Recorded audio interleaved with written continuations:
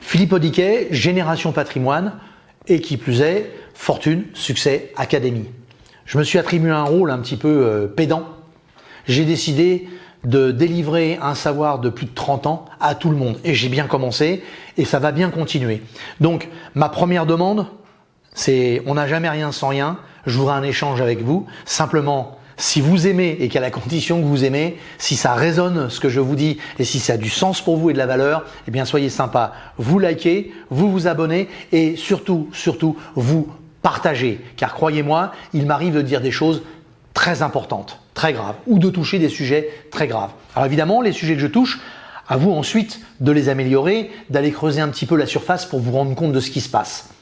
Eh bien, depuis quelques années, en m'occupant que de gestion de patrimoine au fil de l'année et toute l'année, il y a de plus en plus de gens qui me demandent « Philippe, comment est-ce qu'on peut faire pour ne plus payer d'impôts en France d'une manière professionnelle ?»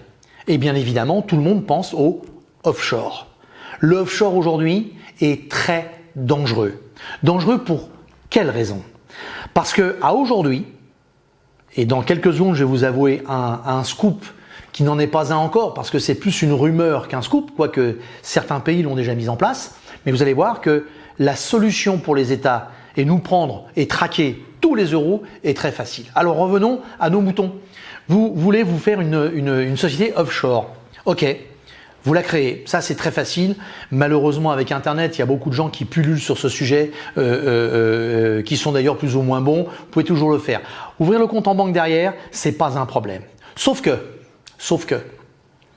vous allez être tenu de payer vos impôts dans le pays duquel vous avez créé votre société.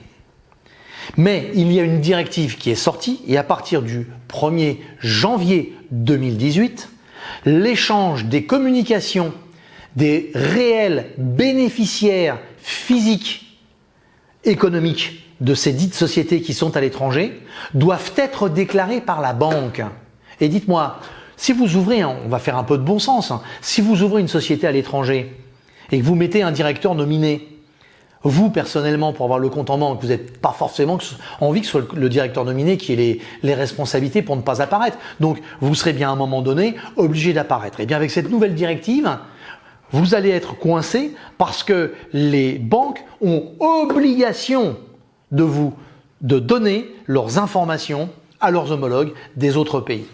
Alors, on pourrait encore trouver quelques astuces, des gens que j'écoute et que je lis avec beaucoup de qualité et qui me semblent très vertueux, ont des réflexions intéressantes en choisissant des pays qui n'ont pas forcément une économie internationale, mais plutôt une économie locale. Il y en a encore.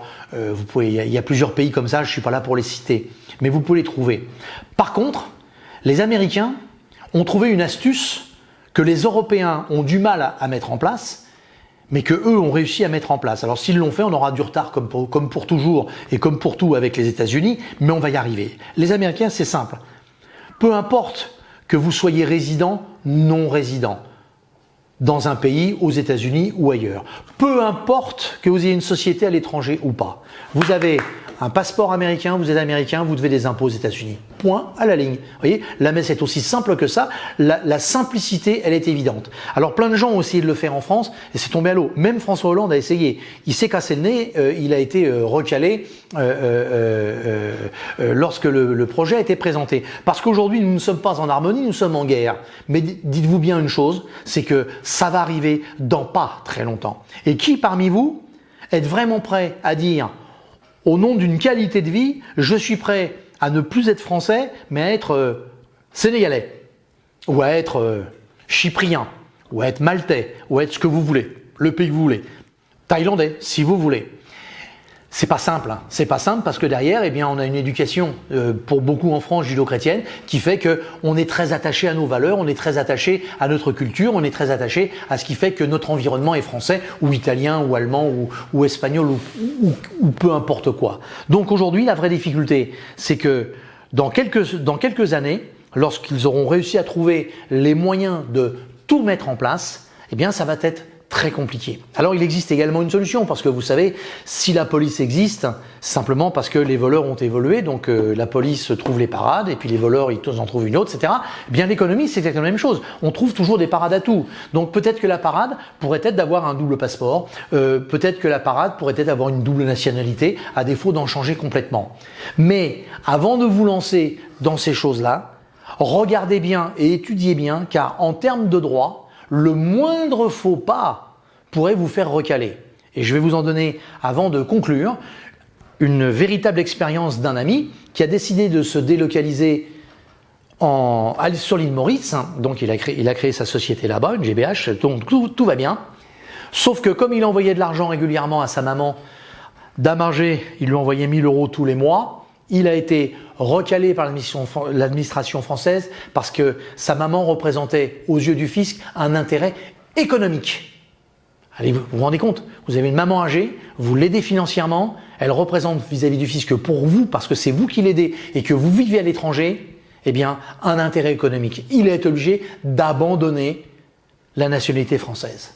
Avouez quand même que c'est un petit peu désespérant de vivre dans ce monde-là. Alors, cette vidéo est un petit peu dévastatrice, un petit peu faite pour mettre un peu la tête à l'envers, mais tout ne doit pas être rose, et pour que ce soit rose demain, il faut bien que vous en soyez informés. Alors ne faites pas d'erreur, n'allez pas systématiquement trouver des sites qui vont vous proposer facilement des sociétés offshore, des créations, des ceci, des cela.